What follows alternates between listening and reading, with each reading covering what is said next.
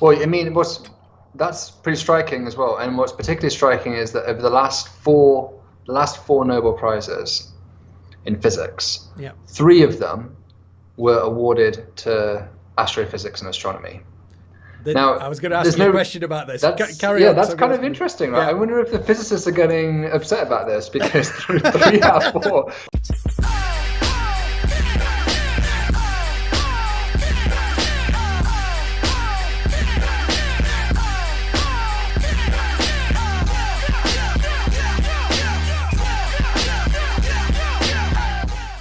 We're going to start with the Nobel Prize in Physics 2020 that was just given out today, actually.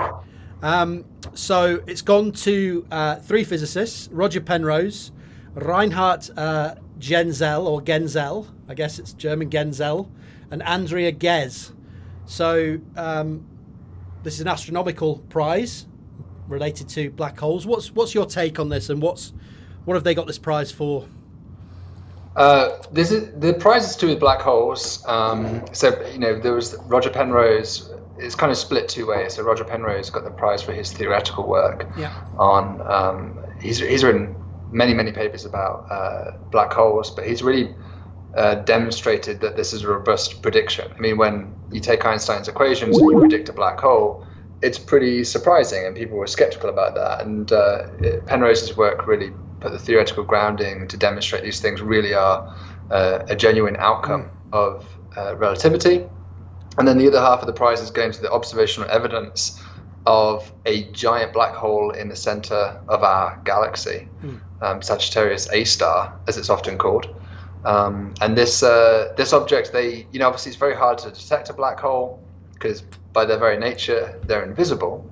So they had a kind of a cool way of finding it. They were able to watch the motions of stars in the galactic center, and because they're orbiting so close to this hypothetical black hole, then you see them getting accelerated, like whizzing around a particle accelerator almost, due to the gravity of the black hole. So you see these very strange orbits, and from those orbits you can actually figure out that there's a black hole there and some of its properties and get a sense of what's going on. So it's kind of like an indirect way of detecting the black hole. We're hoping to eventually take a photo of the thing with the Event Horizon Telescope, which obviously we did for the Messier 52, I think it was, object. I think that was earlier this year. It seems so long ago now, but I think that was this year, 2020. We detected that object with actually got our first photo.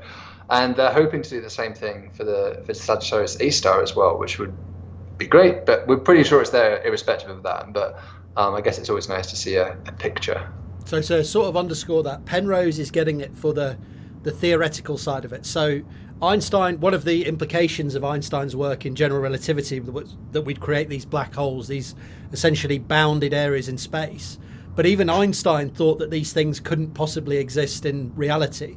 And Penrose came up with these mathematical models, these I think they call them, is it bounded surfaces or constrained surfaces, that said that potentially these things could exist. And then we've got Genzel and Ghez, who've been tracking these stars in the very center of our galaxy, seeing that they go round incredibly fast. I think looking at the science grounding of the Nobel Prize, they said that they've tracked the star S2 or SO2 that takes 16 years only to go round the center of the galaxy. So they've tracked that from start to finish, going round one cycle, and therefore it goes so fast that it must be a star that's very close to the center of the galaxy, and there must be something very compact in terms of size and also very massive, which is sweeping it around so quickly. Because at our position in one of the spiral arms, it takes us 200 million years to go round, which is, the dinosaurs were still walking around last time we got round one lap. So there's these stars whizzing around. So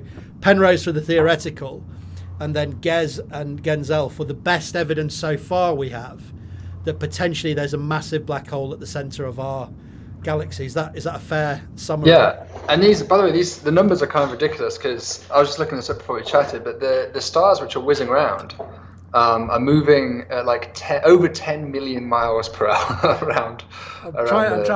How much C? What's the fraction of C are they doing? I don't know. I can't do that math. I can't go from miles per hour to C that quickly in my head. That's why I thought I'd throw it over. I don't think they're moving at a point where you'd expect to see contraction or time dilation effects. The most dominant source of any kind of time dilation would just be, I think, because of your proximity to a giant black hole itself. Yeah. So you're orbiting in curved space-time. So that's most likely going to dominate your motion. Certainly that's true if you look at satellites that orbit around the Earth. And they do move pretty fast. They're moving like thousands of miles per hour, but it's nothing compared to C. Yet you get quite a significant time delay just from GR, from the time delay. And Penrose is also, in one of my favorite papers Penrose ever wrote was about this Penrose process, which, or the Penrose mechanism it's sometimes called. And it's an idea of how to extract energy out of a spinning black hole. Oh, wow. Which is neat, right? Sounds a bit like Halo. It sounds a bit like Halo Drive here. We're getting into very much. I mean, really, the Halo Drive, which I can explain in a few moments if you like, but in brief, it is one of many numerous ways that people have proposed since Penrose argued about this mechanism of extracting energy out of a black hole. People have come up with many, many different ways since then, but it was Penrose who really first figured that out, that it was possible to do it in any way. Yeah. And then people have been iterating on that idea since. Cool. Including me. What I really like about this prize, and it feeds on from sort of the spirit of last year's prize, is the way that they've done the split between experimental and theoretical, because it shows really the falsifiability that's important in science. And as you sort of alleged or alluded to certain issues that are going on in the world at the moment, it tells us how important it is to be certain, to check, to go back and really make sure these things are nailed down. So you've got the theoretical side, Penrose saying, I think these things exist. And then we're looking at the best way of, or the best evidence we have so far of potentially proving that hypothesis. So it's got both sides of the scientific process in that. And I quite like that. And it's just like the prize last year where we had, was it James Peebles? Peebles for his theoretical work on cosmology. And then Mayer and Kello for finding the first exoplanet. So it was, again, a movement from theoretical into experimental. I don't know how you feel about how they've gone in the last couple of years in that sense. Well, I mean, that's pretty striking as well. And what's particularly striking is that over the last four Nobel Prizes in physics, 3 of them were awarded to astrophysics and astronomy. Now, I was going to ask you a question about this. Carry on. That's kind of interesting, right? I wonder if the physicists are getting upset about this because 3 out of 4.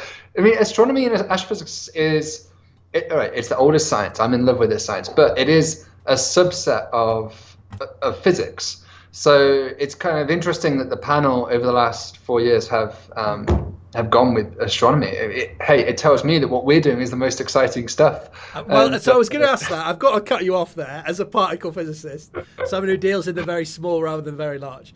Because is this, and I mean this in the best faith possible, so don't take this in the wrong way, does the number of prizes that are going to astronomy at the moment tell us that we're in a sort of golden age of astronomy, new findings, new things are happening? Or is it that there's not much going on elsewhere, or that work that hasn't been recognised in the past, we now have a chance to catch up and recognise that with Peebles, with the work that's taken 16 years here to come about on the experimental side? Why have we got this pile up of astronomical prizes, do you think? Honestly, I don't know. I mean, I definitely wouldn't say, there's nothing interesting going on anywhere else, but there's... Well, I meant that in a relative sense, right? Yeah. Everything's relative. These prize committees, I don't know. How do you choose the best physics discovery? There's so many. There's a lot of politics. Let's be honest. There's a lot of politics involved in what goes behind this. And I mean, the panel have been criticized in the past for not having enough women laureates recognized. That's sort of been addressed here a little bit because one third of the prize, or actually 1/4 of the prize to be correct, because half went to Penrose and the other half was split 2 ways. Yeah. But one quarter of the prize this year has gone to a woman laureate. But there's a lot of politics behind this. I don't really understand how they make their decisions. It's a very loaded term, isn't it? Saying your science is better than this science. It is a very, I mean, I guess it's how much really importance we infuse into it rather than how important it actually is in reality. Obviously, £1 million or whatever you get is important, useful for your research, but I think we instill and imbue a lot of importance into it beyond the importance of the prize itself. Right. It's probably a bit like being a presidential candidate or something, or a president even, that you'll make most of your money from the speaking fees you can afford to do afterwards rather than the prize itself doing the job. The Netflix, the Obama Netflix series and such. Yeah, you're probably right. But these scientists are famously underpaid, so I don't know if that's necessarily a bad thing either. But anyway, I don't really have much insight into how the committee do this, but it's always controversial. Every year it's controversial. I don't really know what to say about it, except the fact it's good that astronomy keeps winning prizes. I'm happy about that. Well, that's I think that's fair enough. And I think it is nice that this is. It feels like if we're going to go with the award ceremony analogies as well, it feels like a bit of a lifetime achievement award as well. This is on the experimental side, a tracking of planets that's taken 16 years to do. That's a hell of a dedication to the pursuit of science and a hell of a lot of work that's gone into that. And also, on Penrose's side is a hell of a lot of papers, a hell of a lot of changes that he's brought forward and new ways of looking at things. So it feels like a lifetime achievement award as well, which I think is a nice sentiment, because it shows that a commitment, a dedication, a lifetime in science can also bear fruits, not just I was in the right place at the right time, and I found something and it's changed the world, because that's not really how day-to-day science tends to work, at least in my experience. Yeah, and I have a kind of thought about this that will lead into our next topic, and that's what do you do when we detect life if we detect life on another planet? Who gets that Nobel Prize? Is it going to be is it a physics Nobel Prize, because of the astronomy connection, or would it be a biology Nobel Prize or a chemistry Nobel Prize? You could make an argument for all of those, and it's going to be interesting because it's so rigorously delineated in terms of subject area, but increasingly science is becoming interdisciplinary, and I'm curious to see how these traditional prizes adapt to that.